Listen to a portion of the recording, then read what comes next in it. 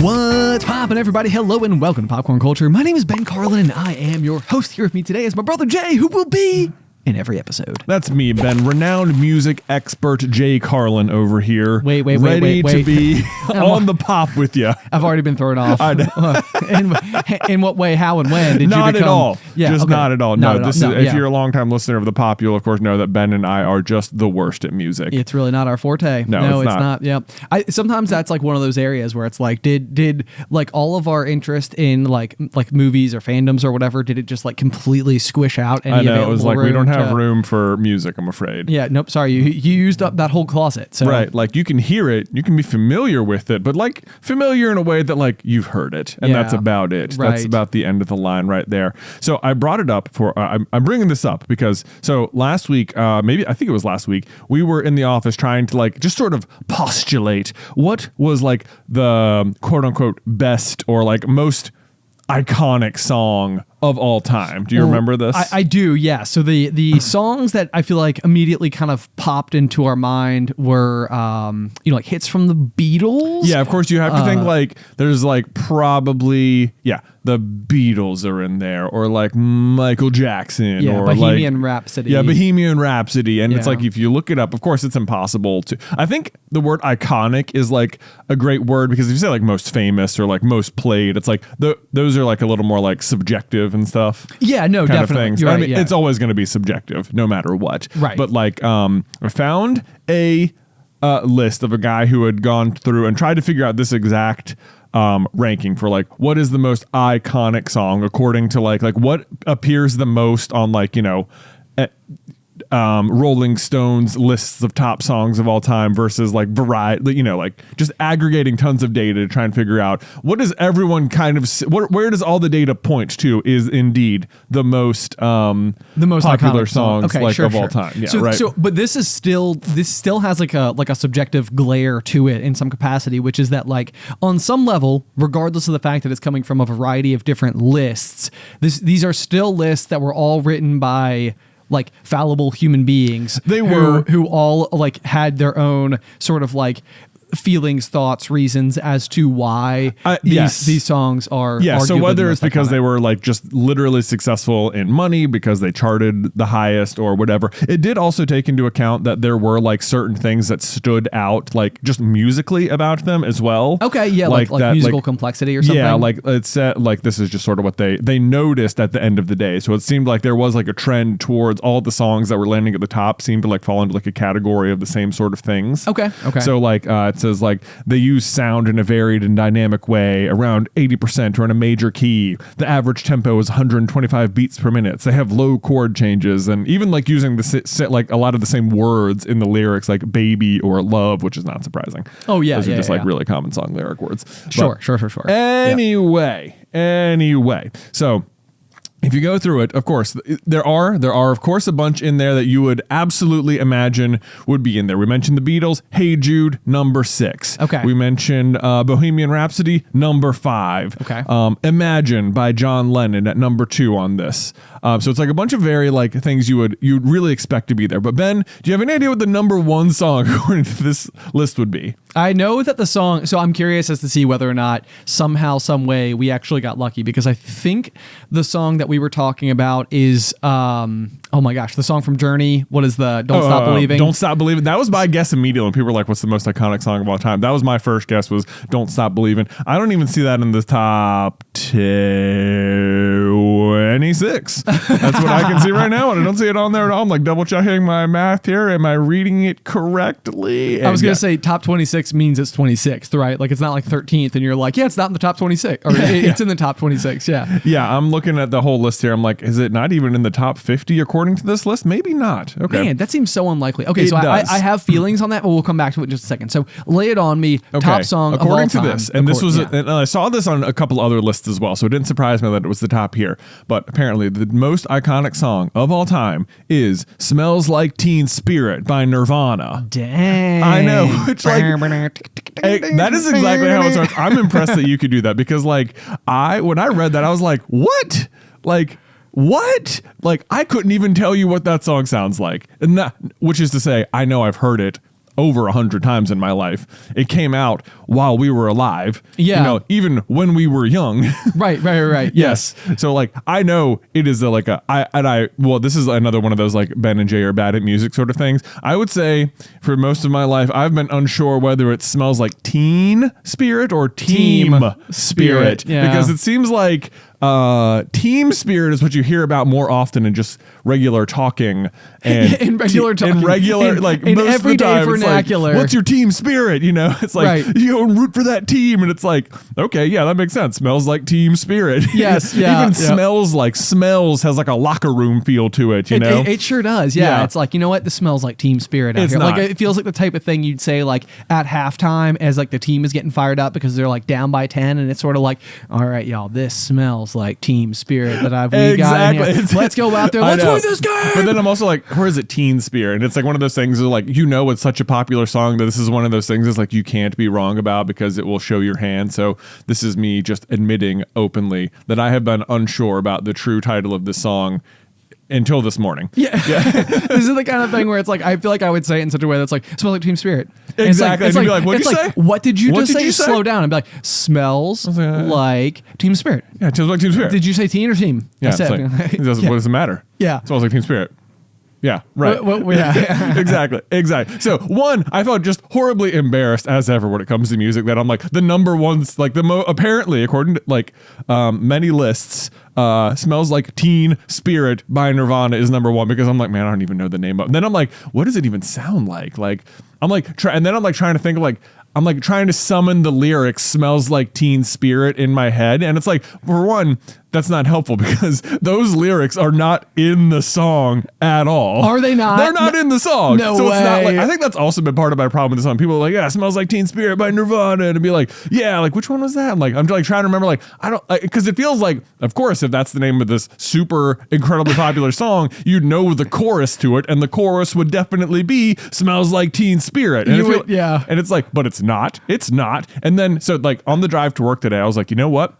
I have got to correct this. This is something in my life. I need to go back. I'm like, I'm looking up "Smells Like Teen Spirit" right now, and I'm going to listen to it. Of course, as soon as it started, I was like, this song, right. And I'm like listening to it, and I go through, and I'm like really trying to listen to the song as I come in, because I'm like, because like I've heard it many times, and I'm like, it's never registered to me as like the greatest song ever, but I'm like, maybe there's something in the lyrics, maybe it like really spoke to people in a certain way that like I've just never like paid attention to. And I would say it got like, I don't know, a minute into the song, and I was like, I don't know if I've understood one word that has been, I couldn't repeat to you a single lyric from this song yet, except "hello." And even that, the third hello on each one is actually "how low."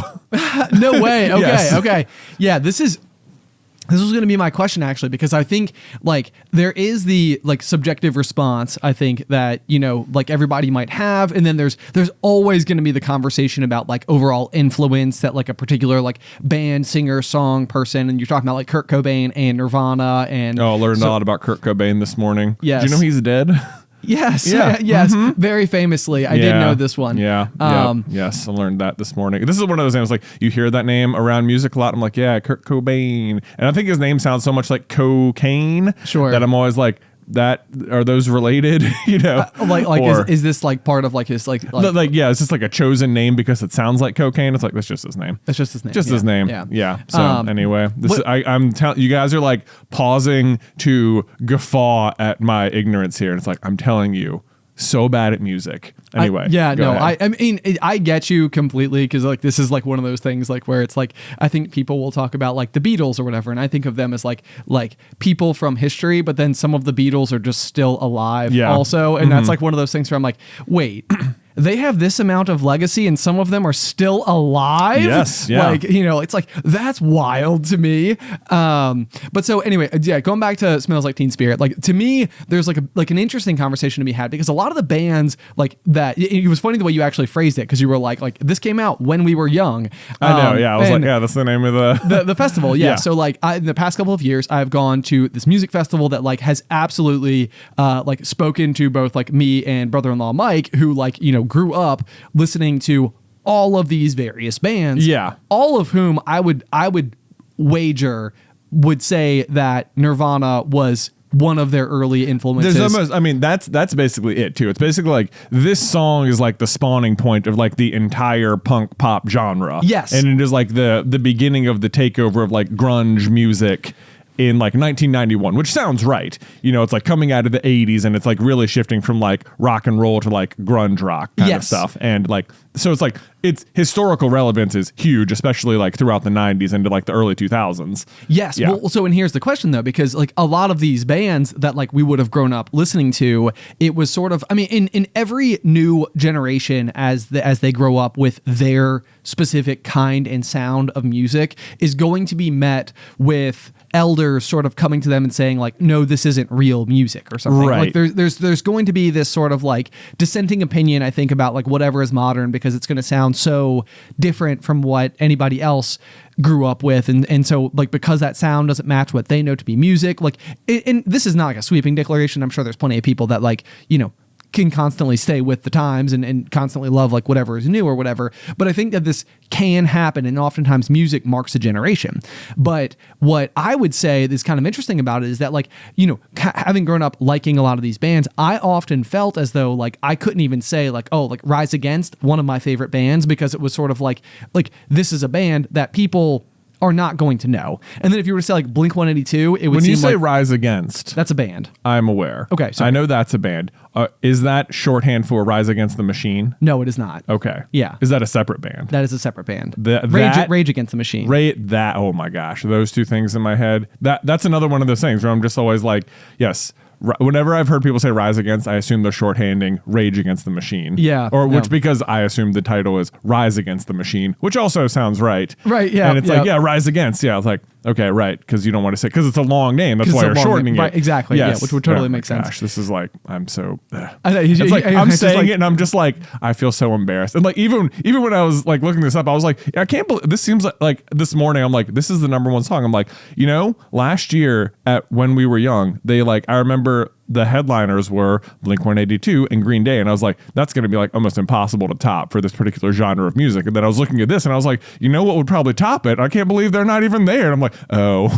Oh, you mean it's Nirvana? Like, yes, Nirvana. Yeah, it's like, oh, that's why you haven't heard about them much here recently or for a long time now. Right. Yeah. Okay. And it's like, yeah. And then it's like this is like, I know, it just sounds so stupid. And it's like, why haven't you Googled this before now? It's like, because I don't know. I just haven't. So yes, Kurt Cobain is the lead singer of Nirvana, who's dead, but launched a like revolutionary style of music. Yes. But yes. So this is like sort of like the next piece that I was going to get to is sort of like I, having grown up liking this music and feeling in some ways as though like the kind of music that resonated with me, that I chose or whatever, was never like regarded as like you know, air quotes, big air quotes, sarcastic air quotes, like not real music. You know, so it's sort of like, it's fascinating to me for like, because it's like, yes, spawned a whole kind of like genre of music, a whole new sound, like, you know, hundreds of bands literally exist because that song existed. Like, all of that being true, I would have still said like what he launched was like or with that song launched was like a genre of music that had not historically been taken terribly seriously. Yeah. But it's so interesting whenever you talk, because I've heard you say this so many times that like when you were growing up, people treated you like that's not real music or something. It's like, that wasn't even present in my life. Like, if it was music and it was on the radio, it was music, you know? Like, oh yeah, sure, for sure. Yeah. So, I mean, but this is sort of what I think is kind of interesting, because I think what would be a really cool way to test this particular metric would be to like almost have some of these like most iconic songs of all time played in stadiums around the globe, and having everybody in the audience wearing heart rate monitors so that you could literally be testing the physiological reaction and excitement attached,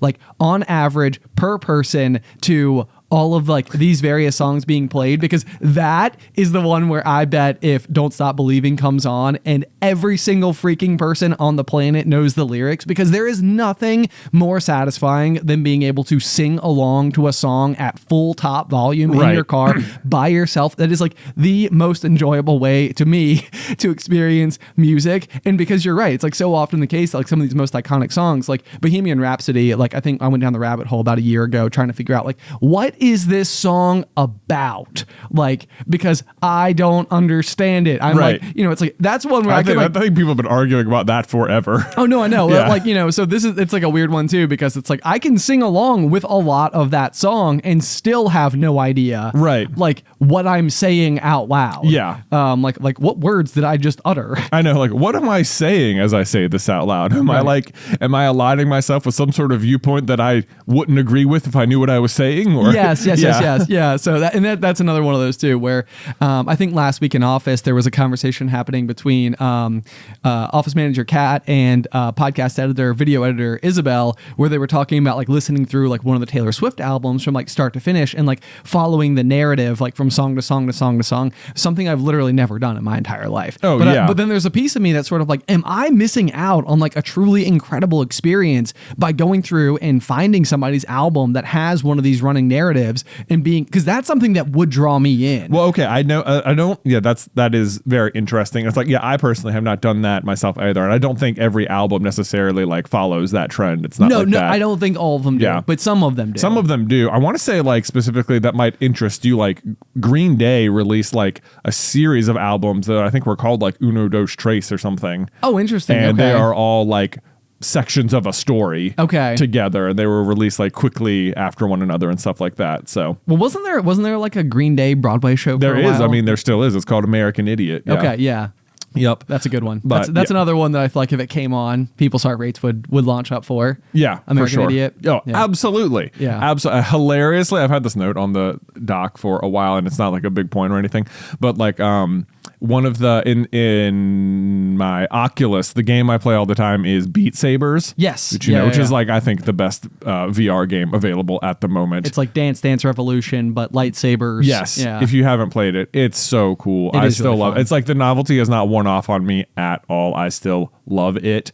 Yeah, just these blocks are flying at you with music, and it's like DDR, but you're holding lightsabers and you have to hit the blocks as they come. Dude, whenever I watch you play it, it's like watching somebody enter like a flow state. Dude, that is part of why I love it. Like, not only is it just sort of like challenging, but like there are times where it's just like the blocks will be coming and like your brain like can't.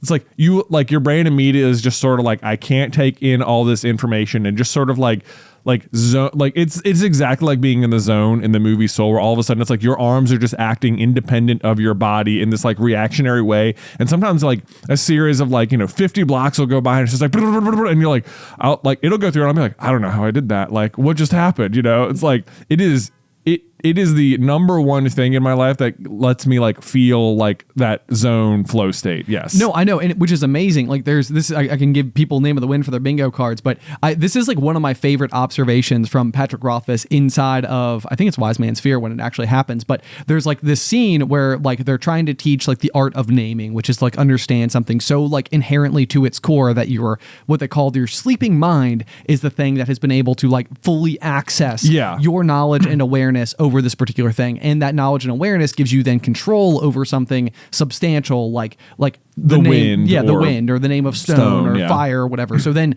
you can manipulate it because you understand it so completely through in a way that you can't articulate verbally, but like your brain knows deep down inside. And so the exercise that the professor gives like this like classroom of like the smartest people you've ever met is like in 1 minute I'm going to toss this stone with 3 heft of force, and I need you to calculate where it's going to land. Right. And, all these like brilliant minds then go to work with all these like parabolas and like trying to draw like, okay, like weight ratios and wind speed variances and like all the like the physics involved with like where the stone should land. And, at the end of like 15 minutes or whatever, they're like, we have no idea where it would go. There's too many variables. It doesn't make any sense. And then, he like runs down the hall, he opens the door, calls like a runner boy in. The runner boy comes over. He's like, stand there, Jeremy. And then he throws the stone through the air and Jeremy catches it out of the air and he's like, Jeremy's a genius. Right. And it's like, it's funny because it's such a simple example of such a complex thing. Right. But like the idea is sort of that like your brain can just sort of like it's not like using specific degrees and angles and like, turning your hand at this ratio at this speed in order to catch the stone, even though it is doing all of those things. It's like doing a things. lot of predictive stuff for you, and you just catch it out of the air. You just catch it out of the air because it's otherwise a fairly simple task to complete. But then when you apply that same type of logic to something like playing the piano, a la your example from Soul, or in this particular case, like watching you play like the Beat Sabers, it's sort of like you're not thinking like, okay, right hand up, left hand over, like whatever. It's not like, only am I not, but the more you try and think about it that way, like the worse you will play. Right. Yeah, exactly. So it's like, it's rather amazing to like see anybody ever enter that. Like those are the moments in time, like where I think throughout history, there have been like a small handful of occasions where I have like entered a flow state and it was just sort of like, oh my gosh, I am incredible at this thing. And then you exit it and then it's like, then you try to find it again and it's and then it's gone. There are absolutely moments like in my life where I'm just like, I don't know. Where like, I think back, there was this one, like it makes me want to play basketball more. Oh, sure. Like, yeah. Cause like, I used to play it, we used to like shoot just hoops all the time out in the cul-de-sac. And like, I remember one morning, just a bunch of guys were like, hey, we're going to play some pickup basketball over at the park. Anyone who wants to join or whatever. I was like, absolutely, let's go. It'll be fun. And like, whenever I play pickup basketball, I'm never like stand out or anything. It's just like, it's just fun to be playing. Yeah, of course. Yeah. And like, I remember it was something about that morning. It was like, I entered it and it was like, I could not miss. And I would like, I think I hit one from like, 10 beyond the 3. And I just sort of threw it up because like, there's no one to pass to. I can't dribble anymore. I need to do something with the ball. And I remember throwing it up and it just like going through the rim in this like absolutely perfect way that the net almost didn't move. And like everyone on the court turned around and looked at me and I was like, I don't know. Like, I don't know how it happened either. It's like, did I get lucky or like I was just getting rid of the ball. I honestly didn't think it was going in. I just sort of, Right. Yeah. But it's like, but it did. And it was like that, like, I don't know what was going on because it was like, it was just like that morning. It was like you were in there. You were in the flow state or whatever. No, I know. Yeah, but I had a similar experience one time also in the cul-de-sac. Well, I guess you were in the cul-de-sac for yours, but I had a flow state in the cul-de-sac once where I think like when we were super young, we were into roller hockey.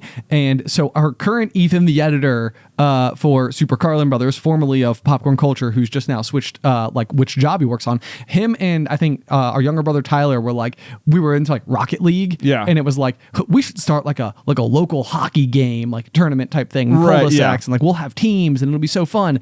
And it was like, oh my gosh, this would be so great. So I was supposed to be the coach. Yeah. And so I remember going out there on my blades and like I was always like, this was like the sport that I did actually like connect with the fastest. But I do remember like while I was like chatting with them and it was like, all right, so we're gonna try to like, let's do an exercise where you try to throw the puck and like from the manhole cover into the back of the tipped over trash can that we were using as like our makeshift goal or whatever. And it was like, it didn't matter where on the cul-de-sac I was, I could like throw the ball into like the upper, like, not corners of a circle, but like upper like edges of the trash can over and over and over again. And I was like, I don't even know what's happening right now. Like, I am not even this good. Right. Like, it's at like, this sport. how is it happening right now? Yeah. It was really weird. Yes, there are weird things. But so Beat Saber, I just remembered. Sorry, this is ahead, like another one. Like this is one that I can never even tell to people because there's like, yeah, sure. But like we had a dartboard in college. And so, sometimes you're just sitting there, you have nothing to do. Yeah, naturally. You just throw it over and over and over. And I think darts is very much one of those games where it's like, the more you try and think about it, like the worse you're going to do. Sure. Like, if you're just, but it's like, once you're just sort of like in the zone, it's like, you can throw them so perfect. And, as ever with like college, you start, well, when you have it in a room, you just start like moving around the room. Why throw it straight when I could throw it at a huge angle or whatever? Sure. And it's like, I could almost never like get the bullseye consistently or whatever. I remember one day I was like leaving the house and I was like, oh, I'm still holding the darts. And I just turned around. No one else was there. And I was just, for the sake of putting the darts away and not having to walk back to the board, I just threw them at the board. And it was like 1, 2, 3. And they all landed like on the bullseye. And I was like, what just happened? Because it wasn't even straight. It was like at an angle from this stupid distance. And I was like, no one's here. No one saw this. Like, what just... man, it's too bad. And it's like I don't know what happened right there, but it's something about it just like made sense. It's like everything makes sense. All of the physics right now. Oh my God. On behalf of myself and the rest of the Little Colonel community, just imagine the collective uproar. Imagine just like whoa. You're all retroactively impressed by this thing. Yes, like so nobody saw. This is like, we'll call it circa like 2010 just for safe math. So it's like people around the globe on 2010 remember a moment of remarkable excitement overwhelming them and nobody knew why. But now we know the answer. Now we know the answer. Right. Yeah. You were there that day. It was like, whoa, what happened? Like, what was that?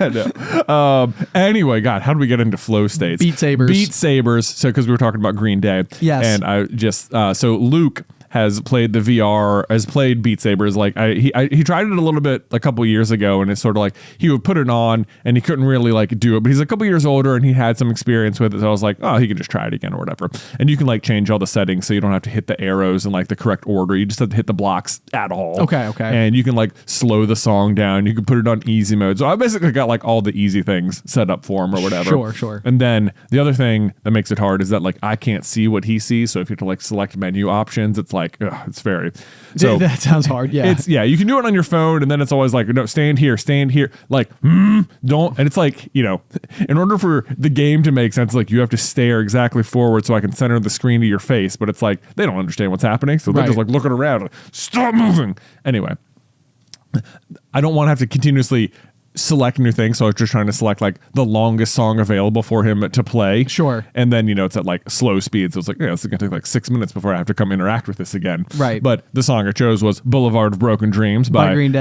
Day. Nice. Which is like the GMA anthem if you don't know. It basically is. It was the funniest thing ever. Yeah. But like, yeah. Anyway, continue. Yeah, which is like it feels like the subject matter of the song doesn't match at all, but not the point. But so he plays it like 2 or 3 times and he's like, "Daddy, I just love this song. This is a great song." And I was just like, "Of course you do. Of course you do. Of course you do. It's in your DNA. It's in your blood to love this song, son." That is so funny. I know. It is such a great song. But I mean, it was the number of times that I feel like we would all be in the car driving around, literally going nowhere, just singing this song at full volume, which would inevitably like make all of our it would be like cold outside or whatever, which probably we weren't doing some other activity. But I feel like it would always like fog up the windows in one of our cars. Yeah. So then we would get like pulled over and like police officers would come up and be like, "What are you boys up to?" And be like, "We're just singing Green Day." Yeah. Like karaoke? Really loud. Yeah.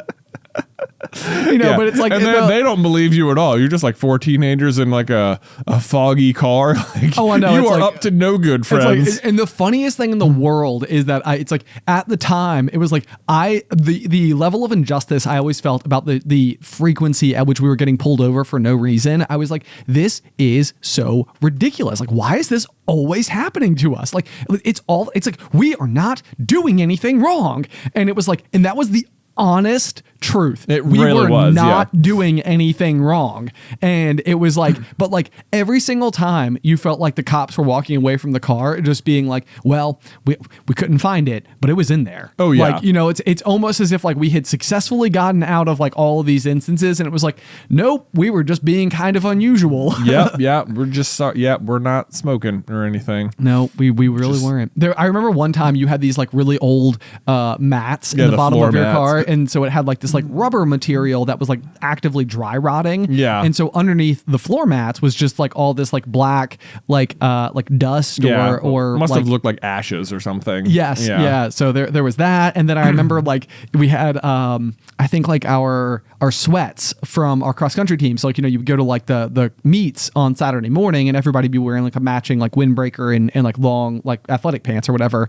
And you must have like stuffed them underneath the seat, which then of course looks like we've wrapped something up and stuffed it underneath the seat. So right. like we're going through this like whole traffic stop and they're just like, well, what's that? Well, what's that? Well, what's that? What's in there? What's over there? What's going on with this? And it's like these are my sweatpants. These are my Why pants. do you want to see those? I know. Yeah. Like you're also looking at it from the perspective of people who don't even know what you could like, why anything looks suspicious. Yes, exactly. So like, it's like, what are you talking why are you being about? so weird? I know. Like, yeah, I think there was one night like where you had like all the like Harry Potter or you had like a Harry Potter book like on DVD or something, and they like wanted to like examine the like case. Yeah. And so like we kept being like we kept making all these jokes for like months afterwards about like how Harry Potter books were a great like way to conceal your hidden goods or whatever inside of those pages. Your contraband. Yeah, your contraband. That's exactly it. Oh man, yeah, it was so funny, but it happened all the time. Yeah. It was, yeah. Okay. Yeah. Well, there we go. So we're peeling it back. We're getting back to Nirvana here. Okay. Which as I was going through it, I was like looking at the lyrics to like confirm that Smells Like Teen Spirit. Nice. Was not like one of the lyrics. And then I was like, why isn't it one of the lyrics? If it's not in the lyrics, why is it the name of the song? Right. Which turns out that it is a super random story, but basically Kurt Cobain was hanging out with the lead singer from this other band, and she and her friends had been at like a convenience store or like where there was deodorant for sale that was, the scent was labeled Teen Spirit.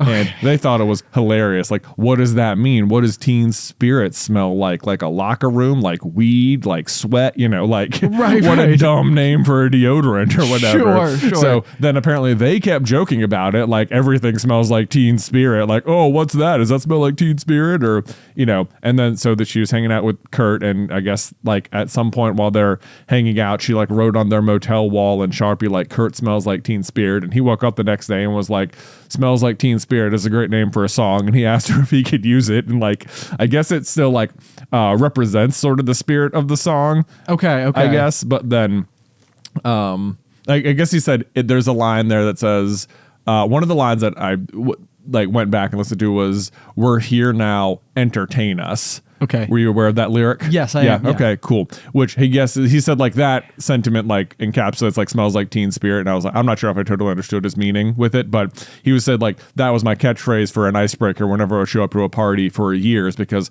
a lot of times you go to a party and it's just like you're standing around talking and it's like, well, we're here now.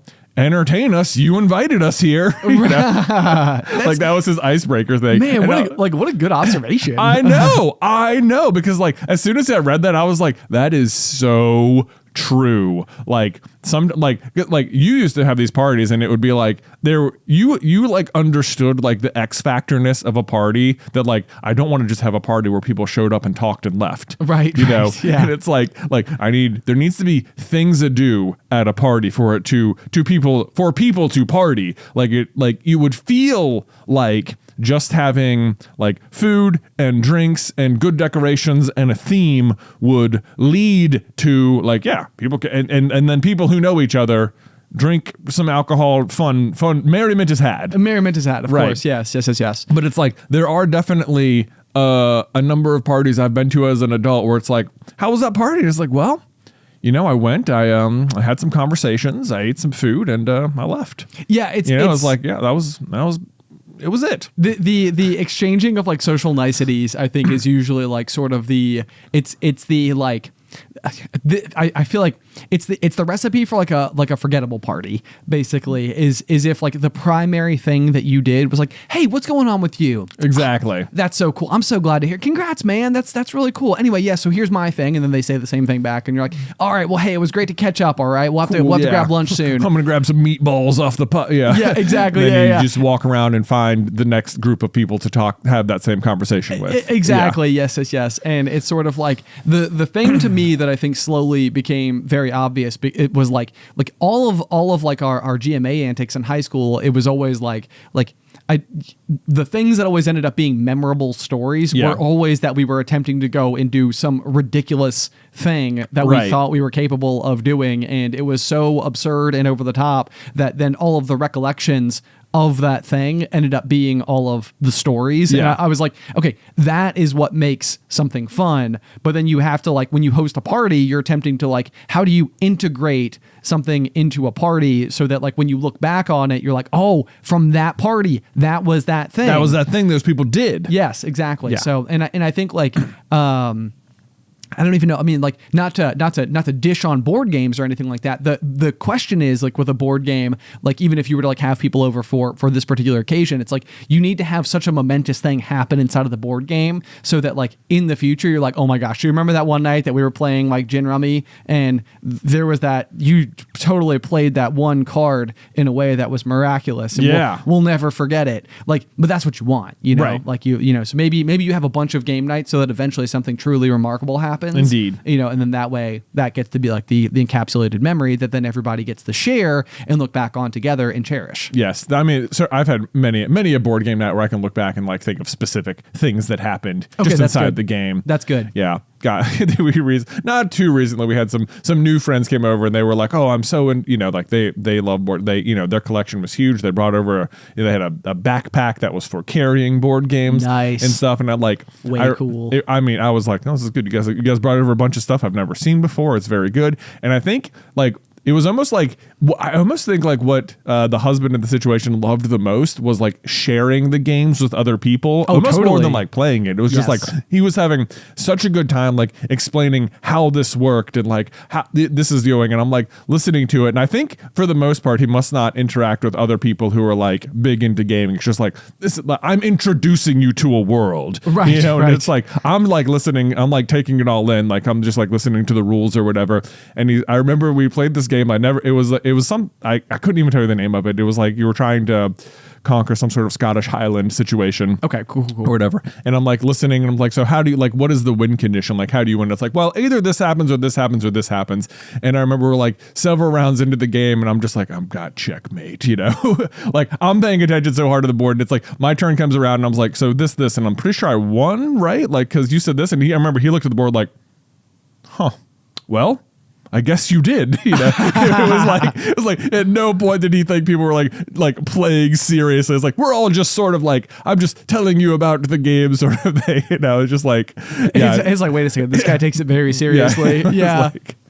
Like Welcome all to those random win conditions you said. I was listening. I was yeah. That's it.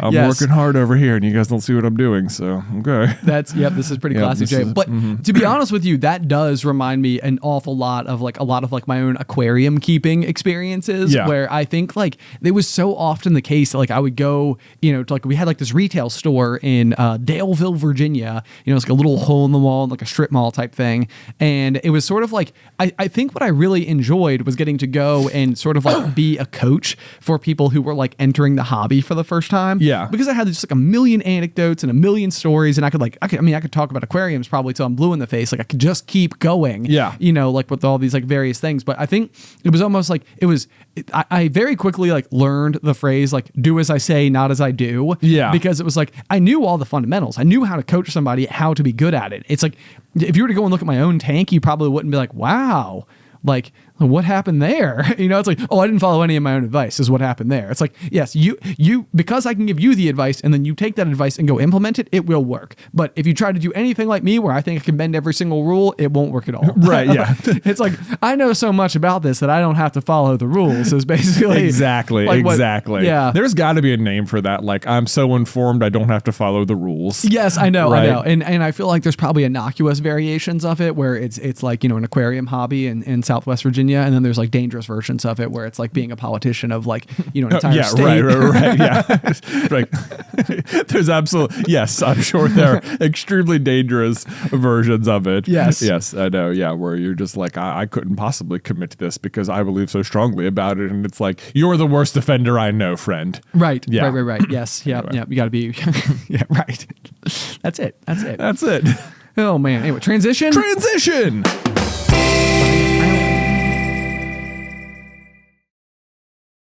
Okay, so there is like a kind of interesting set of, so I feel like we touched on like the corner edges of it a little bit, like sort of me talking about like doing like working the aquarium store or whatever. Okay. And so like there's sort of like an interesting like couple layers to, I think, what was actually providing me the enjoyment while coaching people through doing like their aquarium related stuff. Okay. And I think the big question in my mind is, was it the aquariums themselves that I had like a fascination with, which I know on some level the answer to that question is yes. Right. But then I think the other, because that was something I was doing before ever interacting with other people inside of the hobby at all.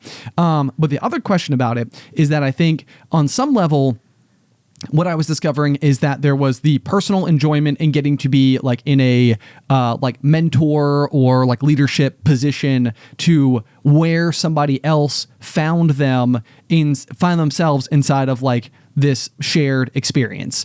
And so you could possibly even compare it to like the hockey example that I gave earlier in the cul-de-sac, where it was like this is something that I have some amount of skill at, and because these two people are looking at me for like further instruction or advice or something, it's sort of like that fills me with so much more like happiness and enjoyment about the experience. Yeah. That I think it actually like amplified my own abilities. Okay. In some ways. But what's kind of fascinating, and hopefully I'll be able to frame this all together in a way that will ultimately make sense. But it sort of goes back. I don't know if you remember or not, but a couple of years now ago, I did a fitness routine called 75 Hard. I absolutely remember. Yes. So the basic premise between 75 Hard is it's 75 days, and there's sort of like all these associated like commitments that you make attached to it, where you're going to like exercise twice a day. You don't have to pick a specific diet for 75 Hard, but you have to pick a diet and stick to it every single day. There's like no alcohol. You have to drink a gallon of water every day.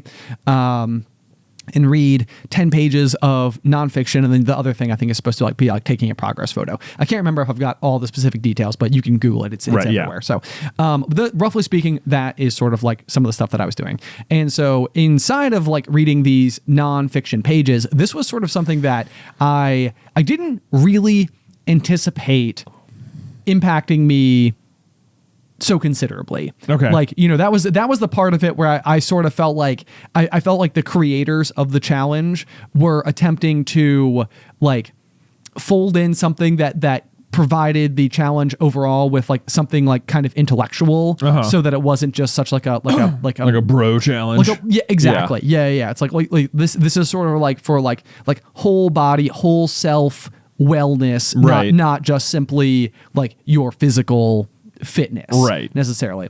But what was really interesting about it is I was reading through these self-help books is that I feel like I was like drawing takeaways that I probably couldn't actually articulate the specific words of the underlying notions.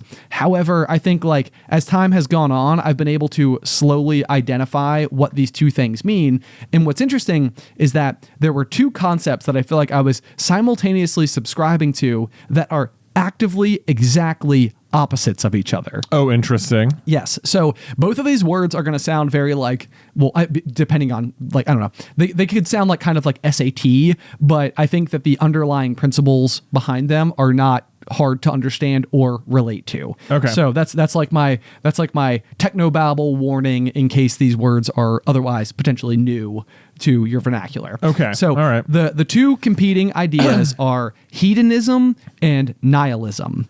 And they're basically, hedonism is sort of this like central approach where everything that you're doing in life is to activate or try to ensure as much just like overall pleasure or enjoyment as humanly possible. So like every decision you make is attempting to keep in mind like what will make me happiest, like what can I eat for dinner that will make me like, like that will be like the thing I'm looking forward to the most, and like what show will I watch tonight that will make me this, and like maximum enjoyment at all times. And right. And to be fair, like there's obviously to both of these examples there are layers, and that is almost like part of the point that I will be attempting to construct. Okay. That's like the most like extreme version of one hand of the spectrum. And then probably part of like what finally clicked for me is there's a phrase underneath hedonism called the hedonic treadmill. And the hedonic treadmill states that basically your baseline happiness is usually about the same almost no matter what, even if like, I went and got like a new car, so that like gave me like a peak, but then like, there was like, I got like sick this week, so that was kind of like a valley. But it's sort of like your life is going to be these like ups and downs, and then like, but you're always returning to essentially a baseline happiness. Okay. And I think a lot of times the hedonic treadmill can they give it that name because it's almost like you're running in place a little bit, because like things like social media or like, like shopping can sometimes be things that might feed into your hedonic treadmill, where it's like, I posted a new picture. That picture got like this number of likes and comments or messages or whatever attached to it, and that gave me like a lift. But then like the argument is that sort of like, despite the fact that lift happened, like it doesn't make you overall happier, right, as a person. Your baseline happiness is still probably about what your baseline happiness is. And the question is then, again, you kind of go back to that like, how do you lift the overall baseline happiness, not the waves that flow around it? Yeah. Are we following? Yes. Okay.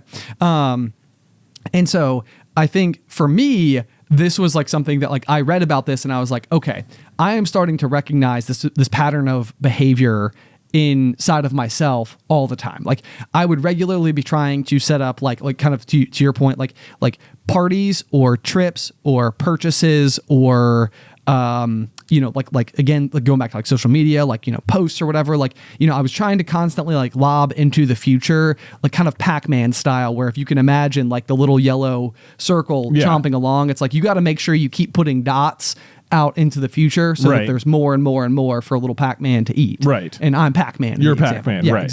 Exactly. So I think a huge piece of like my self-reflection about this was like, man, like I am constantly trying to play this game of keep it up with life, where it's like, you just got to keep finding ways to make sure that those balls are then lobbed out into the future for future consumption. Right. And that was largely where I was placing like a lot of like my efforts and resources and everything was all in the name of this particular act.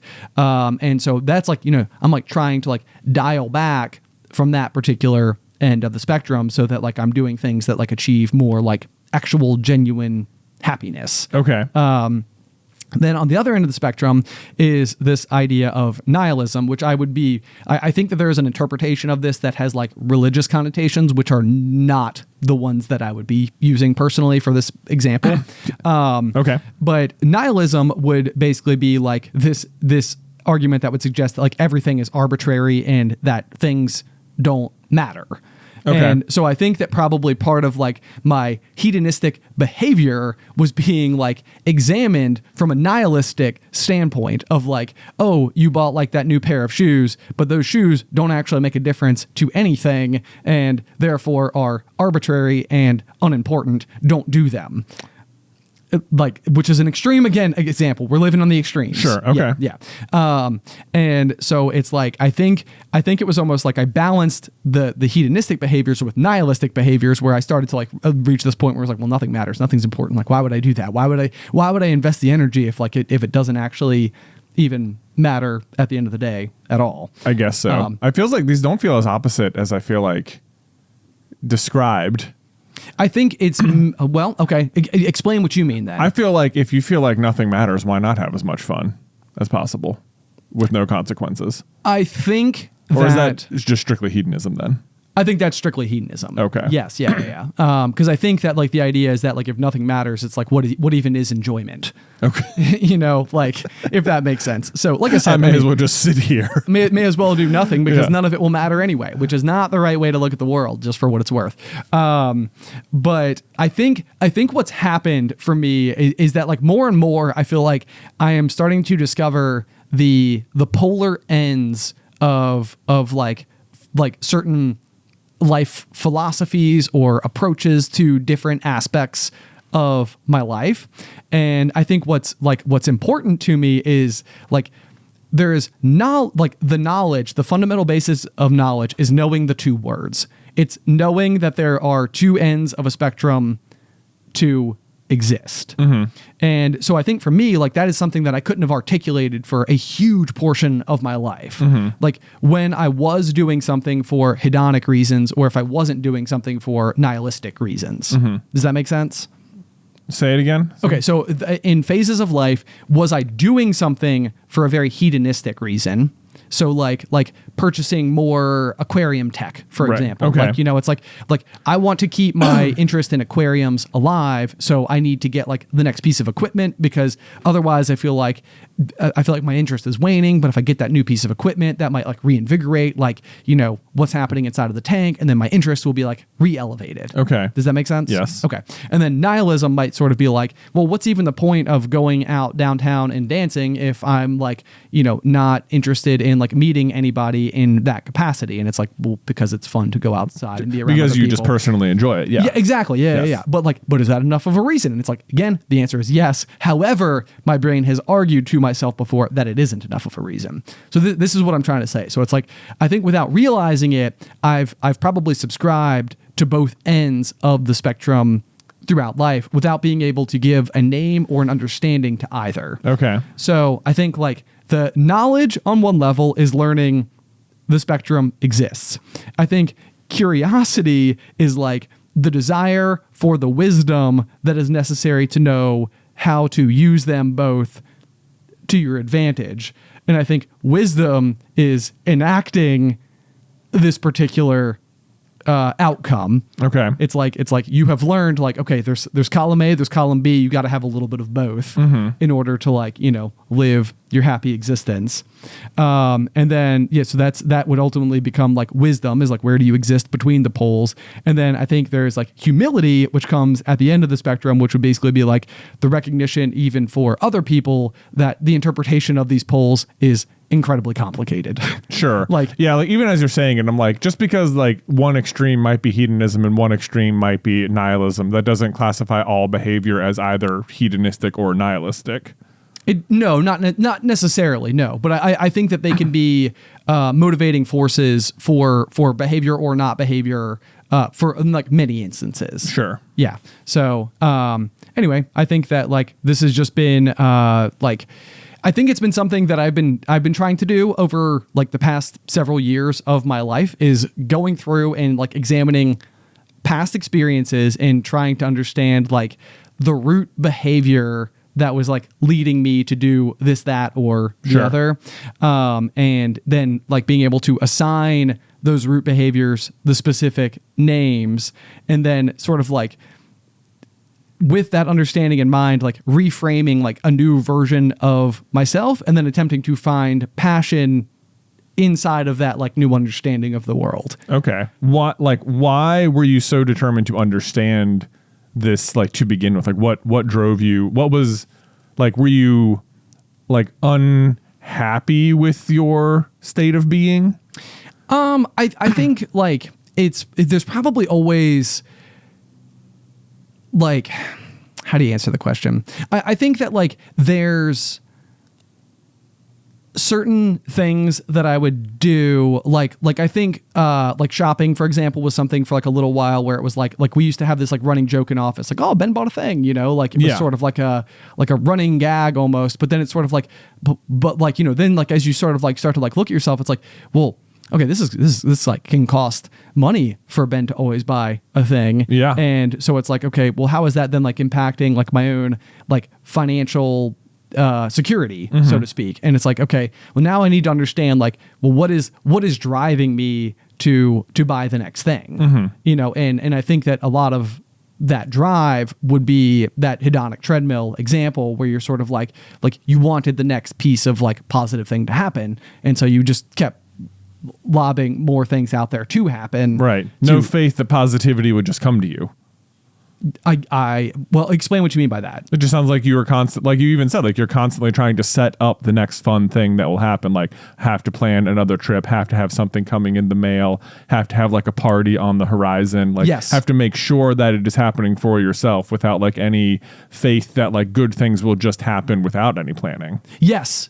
No, I think that's a good interpretation of it actually. Yeah. Yes. And so it's probably taking, like assuming too much responsibility that assuming too much responsibility that any enjoyment in life must be like created by your own individual self. Interesting. Which I do not think is true. Right. Like I don't think that is like the way to live. But I do think historically it is how I have lived. Okay. And so it's like when you're trying to break free of those molds and live like in a more intentional or meaningful manner, like this is like where it's like you almost need to know like what the landscape is, like what does drive people, what has driven me in the past, and why has it driven me in the past. Right. It is always interesting to hear like your perspective on these things and like get inside your head and like what your motivations were, because it's like it is like I'm like thinking about this like on my end, like do I like exhibit this behavior or anything? And it's like I don't think I've ever really thought about it like that like I need to constantly make sure that I am like setting a new thing to like be looking forward to. Sure. Or something like I like that otherwise or else suffer like misery. Or something. Yeah, right. You know? Well, and this is probably where it was kind of interesting as we were talking about like the flow states earlier. Yeah. And I would argue your way of existence is much more of just like residing inside of like an actual flow state. Sure. Like well, thank you. Yes, yeah. That's one of the best compliments I've ever heard. Exactly. Like because I think what's happening is like, you go back to Beat Sabers and you were saying like sort of it's like if you're sitting there like watching each block come at you and you're trying to say like okay, like right hand left hand up, right, right hand down, whatever. It's like that you're not like just reacting to the motion of everything that's coming at you all at once. You're trying to make like tiny little decisions to make sure that your brain is actively agreeing with your instincts. Yeah. And so it's like because I think that that's like exactly what happened. It's like, okay, let me fact check before I move my right hand up. It's like, okay, yes, in fact, block is coming at me. The arrow is pointing up. Okay, good confirmed. You know, It's like you're spending way too much time thinking about it and not nearly enough time just simply doing it. Yeah. Which is also part of like, I think it's like I think I've gone through like a giant like somersault, so to speak, where it's like, okay, what was causing, you know, this particular thing that needed adjustment in the past? You go when you learn the underlying reason behind that particular activity or behavior, but then you become way too aware of it to the point where you're like now inhibiting your ability to just simply enjoy. Right. You know? Yeah. And so it's like now I feel like now what I need to do is like, it's like, okay, Ben, you've learned a whole bunch of stuff. Trust it. Go out and into the world and now start just like existing. Yeah. Like, what do you like to do? Oh, wow. What a loaded question. It's like you go back to rock climbing, for example, which is like probably the number one answer I've ever had for anything. I'm just going to like smack you in the face next week if you don't go rock climbing soon. Like, yeah, well, just, you know, like you so obviously enjoy it and like it and you don't go. And it is like it is a mystery to me. Like you don't need other people there to enjoy it. You intrinsically enjoy it and you still don't do it. Here's the argument though, is that it's like you said intrinsically enjoy it. However, what I enjoyed the most about the activity, it's like the question is, because I think like this is something like where you're doing it right now. You're overthinking it right now. To enjoy something in its most fundamental capacity is like the relationship between like you and the wall and the rocks and like the sensation of being there and the sweat and the grit and the pain and like the blisters and like all of like everything that goes into it. And it's like, I know that the ride that I went on when I was doing this particular activity, it was like a one-way trip, nowhere but straight up. Yeah. Like I got in there and it was the most confidence building thing I've ever done in my entire life because I was just good at something. Yeah. And so it's like when you're in that environment, you get to go and you get to be like consistently like on the up, because there's nothing more fun than being on an upward trajectory. Yeah. Like that is a blast always. And so for the longest period of time, it was like I was able to incrementally like move up. And then it was like when the sport stopped being fun for me is when it was like I stopped being able to continue to go up, which is then forcing the question of like, was I enjoying excelling in an activity or was I enjoying the activity itself? Mm-hmm. Because that is the question. That is what I come back to. Mm-hmm. I think that a bunch of things coincided with when we like stopped going to the gym and that you have convinced yourself that's the reason. But I think you could go by yourself at 6 a.m. with no one in the gym and progress 0 for the next 5 months and have a blast. Okay. That's what I think. Okay. Yeah. Okay. Good feedback. Yeah. Yeah. Thanks.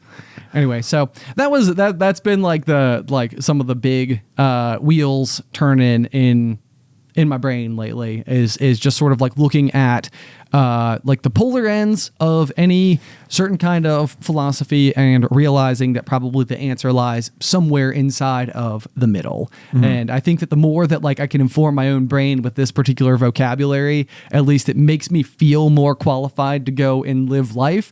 But again, the big argument again in your favor would sort of be the sentiment that I think that when I would have enjoyed myself the most in life is when I wasn't thinking about any of this stuff at all. Yeah. So it's like I even this is its own like third dimension of like introspection where it's sort of like but like it's okay. It's not like it's like necessarily holding you back or anything.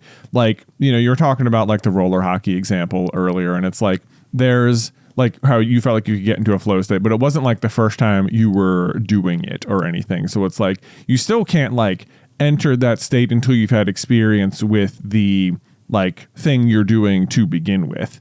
So in a way, like having for you having an understanding of these things is like might be what allows you to like enter into that way where you don't have to think about it anymore because like the variables have been removed, and it's like now you have experience with like the hedonic treadmill, so you can just like live a little more natural. It's like, you know, you're never going to be in a flow. You're never going to throw those darts and hit the bullseye the first time you do it. Right. But like if you have muscle memory from 10,000 dart throws, then like there's a chance that your brain brain can disconnect from the motion and just do the physics for you and let your arm fly and hit the bullseye, like, because it can like call back on its experience, and like that's getting in there or whatever. Yeah. So it's like there will be times, I think, where like in your future, your brain is like doing this. You will be able to like get there without having to like consider all these variables because you have considered them. Exactly. Yeah. And so that's the grand question for me, is that sort of like if all of this stuff that I'm doing right now has been like a giant training mission for like what I'm actually seeking out of my life, where it's sort of like all the introspection, all this time, like this is like the blood, sweat, and tears stage. And it's sort of like, you know, anybody who you've ever seen like, you know, win that Olympic gold and they fall on their knees and they're just like in absolute tears because they're like waking up at 4 a.m. for like 20 years of my life and all this training and all this hardship and all the injuries that we had to overcome, and, you know, all culminating to this exact moment right here. And we just did it. It's like that is the question, as like whether or not like this is like the area where I'm like the mental gymnastics is like my sport right now. And it's like am I getting better at it? Am I learning? Am I progressing and growing to the point where like eventually there will be like that like you break through the other side and it's like, boom, I did it. Boom. Like mental gold medal to myself. Yeah. Yeah. Then what? Then what? Then you just live happy? I guess so. Maybe sail around the world or something. All right, you know? yeah. Go like a little boat with like a sailboat. You know where I think I can see people failing at this the most is whenever we go to trampoline parks. Oh, really? Yes. You know why? Because there will be adults that just stand there and watch their kids and don't jump on the trampoline. And What are I'm they like, you're thinking? all lying to yourself. You're all so afraid of enjoying yourself that you won't get out there and do it, because there's almost nothing more fun than jumping on trampolines. Yeah. Like it is like such a freeing thing. You're literally free in the air. And I'll watch people just not do it. And I'm like, you're like optionally missing out, and I don't know what you're doing. Yeah. Well, I mean, maybe it's like dancing, you know, it's like we've talked about That's that a the million thing. times. That's Yeah. the thing. It's like, cause I mean, I'm sure like a lot of people would describe dancing in that same exact capacity, where it's like, why would you not be out here? It's like, there is nothing more fun. Like everybody's being silly. Everybody is just like flowing with the music. Yeah, I guess dancing, there's a little bit more subjectivity, I would say. There's like, you know, you could look, I mean, not that anyone has ever, like, I've never like judged anyone I've seen dancing and been like, oh, this guy. But like trampoline, there's no way to look stupid jumping, you know, I know. It's just inherently cool. Right. You're just jumping, you know, just go straight. You don't have to do anything cool. Just go straight up and down, you know. Just bounce. You know, you're aware that this lets you jump high, right? Like you can jump right now and you would only go like 6 inches. I could jump here. I'm like 5 feet in the air, man. Like there is nothing cooler than jumping high. It's so fun. I love it. I love it. Anyway, okay, so maybe a homework for everybody is to go to a trampoline park. Just this jump weekend. on a trampoline, you know. Yeah. Trampolines are so much fun. Right. Yep. How to break free of the shell. And that's the other thing too, is that like there's something cool about like the opportunity. So again, this goes back more to like the coaching roller hockey or being aquarium people, is like I think that my hope, my wish, my goal, if any of those things could exist, probably not even like the center of my consciousness, but I feel like there is some desire inside of me that like hopes that if any of these things that I've ever said on the internet has helped people break down the same walls that like I'm actively attempting to break down. It's like sometimes I'm like, the pop for me is like a live, it's like an avatar, like, you know, they have to like talk to the thing and be like, yeah, today we went out and we like learned how to like jump from tree to tree and I bonded with like a horse or something. Yeah. You know, like it's like a video log diary of like all the stuff that's happening. It's like sometimes I hope for me, like what the pop is, it's sort of just, it's like you guys are hearing like my inner monologue. You're just getting like all the stages as I'm slowly putting the pieces of the puzzle together, and maybe someone else out there is like, Ben, I'm right there with you. I'm doing it too. It makes sense to me. Right. It's like you helped.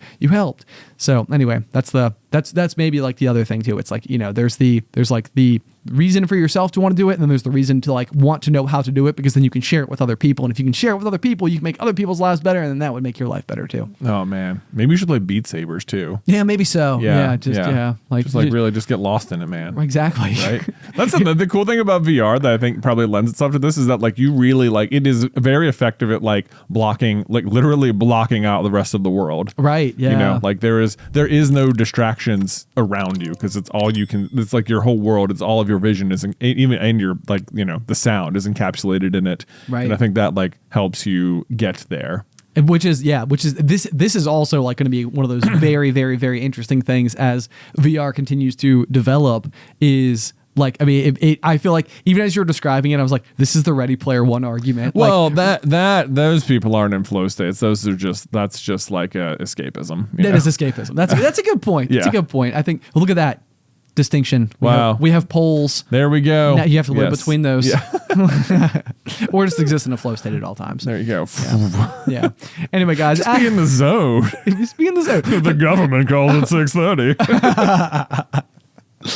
Oh, guys, thank you so much, as ever, for tuning in and listening to the show. If you have any feedback for us, you can send it on over to popcornculturepod@gmail.com. Or if you'd like to support the show, we have a really cool promo going on over on Patreon for our quarterly merch, where, because we've been so obsessed with pins lately, we are doing a 5-pin set for Popcorn Culture, where there'll be 5 collectible pins that can only be picked up through this particular avenue. They're going to be super cool, very unique, and you can just sign up at patreon.com/popcornculture, select the quarterly merch tier, but otherwise, until next time. Pop.